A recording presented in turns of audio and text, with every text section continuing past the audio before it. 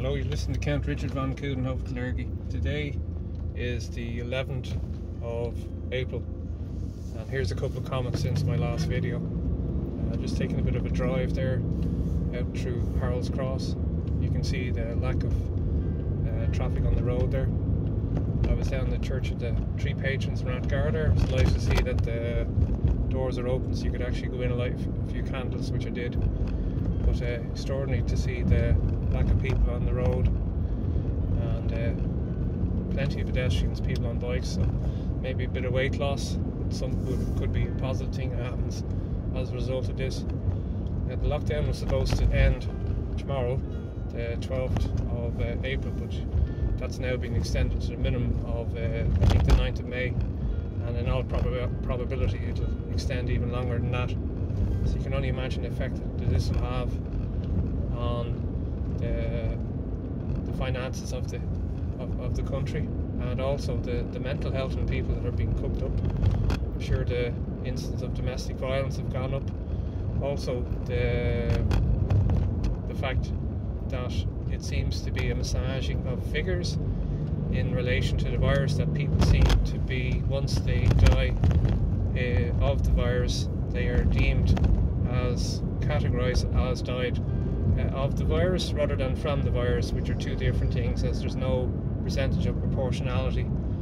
And I think that until you actually divert the research needed into where it needs to be, rather than the way it's actually now, with the push towards the vaccines rather than a cure, especially if you factor in now that Bill Gates is the largest individual contributor to the World Health Organization, and the fact that he is very much going down the vaccine route. And once that starts, it'll only be a matter of time before he will push for people's medical records to be chipped.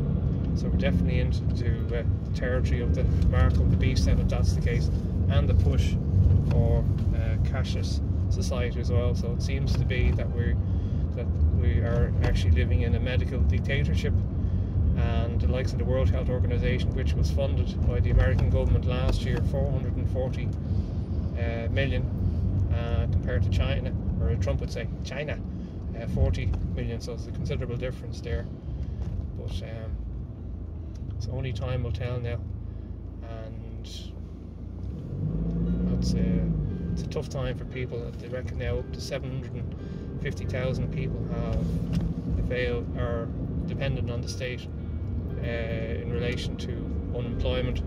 That it's out of a workforce of 2 million people. So you wonder how long the finances of the state can keep this up. You can only imagine that when it comes to paying back this money, which all has to be borrowed, there'll be no money left for any other essential services. But there you go. That's just a couple of comments which are my own. Thanks for listening. Good luck and God bless.